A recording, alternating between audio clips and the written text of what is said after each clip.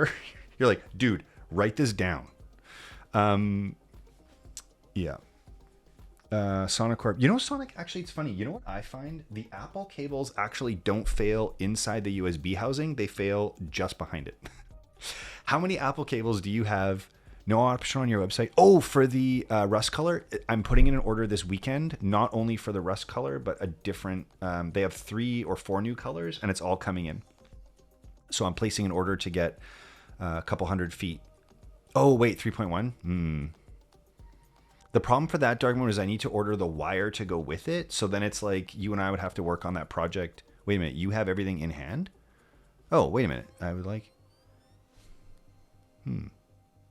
What do you need me for? You've got it. Dude, just like message me and I'll tell you how to make it yourself. Sonic Corp says Anchor knows how to make the cables right. Anchor does make good cables for sure. For sure. But yeah, for me, every iOS, but every iOS cable I have has failed just behind the housing because, and in my opinion, this is why, they have a hard plastic shell. They have a hard plastic shell just in front of this like ultra flexible rubber wire and behind it. And they actually use what looks to me like fairly thin gauge wire, which isn't really that good. And yeah, for the most part, it ends up just sort of cracking or breaking because there's no strain relief on the wire behind it, and then it ends up breaking. So that's the problem. Okay, looks like actually through all my blathering, the heat gun actually warmed up already. So let me put this right like so. And can we get a mod on that mod? Yeah, no kidding. Okay.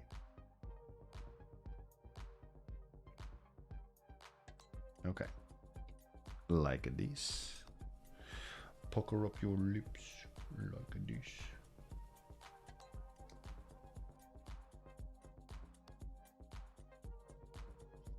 Make sure everything's still seated. Do a bit of a manual bend here on the clamps around the USB kind of start. And then we close it up nice and tight.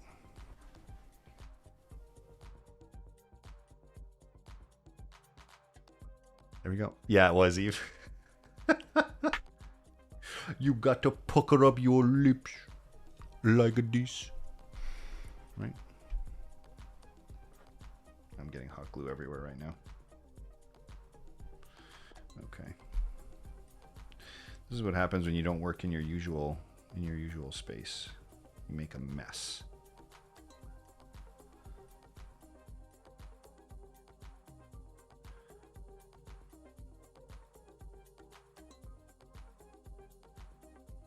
I was thinking and then half expecting a clip of gym leader Nathan doing the kisses. Oh my gosh. No. Oh my gosh. Jim and those kisses though.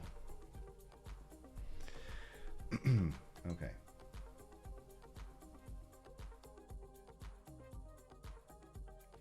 I try to get enough so that it actually squeezes in behind the wires too. And you end up with a really, really solid, everything's seating really nicely. Perfect.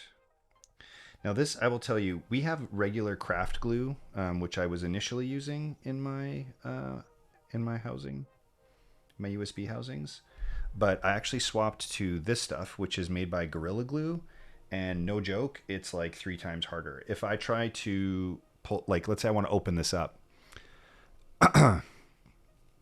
hot glue on both sides, yeah, and that really keeps the 3 times harder. It really keeps, not only does it keep the housing connected to the wires, there's so much strength in terms of like how this goes together. Hey, Gnarly Charlie, for you, thank you so much for the follow. There's so much strength in how this goes together.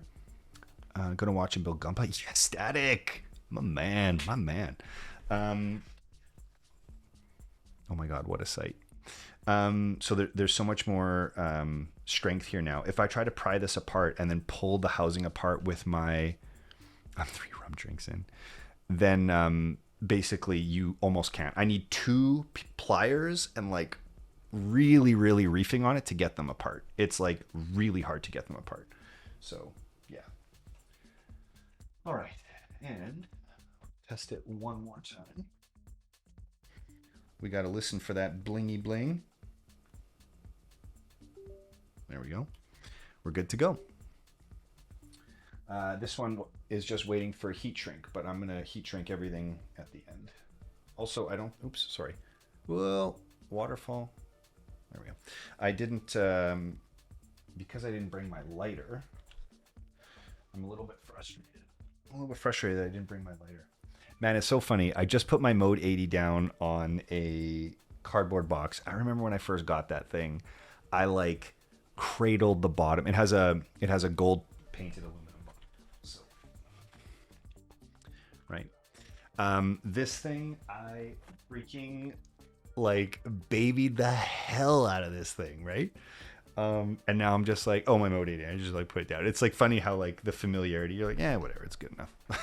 It's all good. HC Toasty, the spec of that last cable looked very familiar. It just needs the gray heat shrink on it, and we're basically good to go. So that cable will be in the mail either tomorrow or Tuesday at the latest. At least it's not a mirror bottom. Oh yeah, true. If it was a mirror bottom, I'd still be babying it, I think. Kimchi says, are you using the new lens today? No, I would love to have a new lens, but I still haven't pulled the trigger on it. I'm still just a little bit gun shy on that one. Do this just for a second. Okay, so let's do some more work. Okay, now in this particular case, we've got good point, Ava. Just don't go to bed. You don't have to be up. Yeah, that's true. I want to drink now, but I have to be up at 7. Oh my gosh. Okay, so we've got a bunch of. Here we go.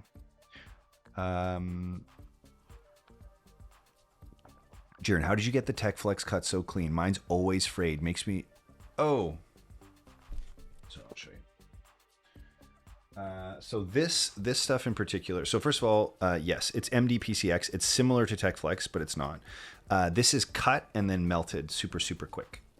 So just like super quick with a lighter, and then it seals actually all the frayed ends, and they stick together, usually in clumps of 2 or 3, and I can't do the Star Trek thing, so shame. Nerd cred minus. Okay, Steve. And then, yeah, dark mode, what lens am I looking at? I'm looking at the 18 to 50 f2.8 for my top down. So, yeah. We'll see. Gnarly Charlie for you. Yeah, I can't. I don't know how I can't do that. Which is like so shameful, I have to tell you. Because Lady Dispatch can do it. I can't do it. Which is like, damn it. Okay, now in this particular case, so here, same thing. You see, Jason? Like, Sigma. Sorry, dark mode. Sigma. Yeah. Do you have one? I'm like, oh my gosh. Do you have one that you're looking to sell? Okay. So, yeah, in this case now here too, I've got, this has also been melted, but you see it's like frayed out a little, it's sprayed out a little bit. So what I would do here is right before I apply the heat shrink, I'm going to trim it really carefully around, slide. Oh yeah, that's right. You told me that, dark mode. You know, honestly, the only reason why zoom is because here on the desk for the most part, like I'd love to be able to have a static f-stop for my top down and have it be able to zoom in all the way down. But the lens that I'm using over here, this guy, is too heavy for the top down, and I'm worried that it's going to put too much pressure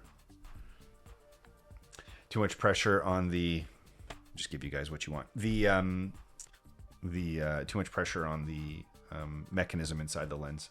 I'm worried that kind of keeping it hanging downward is going to be bad for it. Maybe that's dumb, but shrug. I don't know. Okie dokie. So, all I have are Prime. Zoom would be so convenient for streaming. Yeah, Rumi, that's why the Zoom, right? So that's the thing. That's why the Zoom. Prime lenses are really, really good if you know what you're going to be shooting most of the time.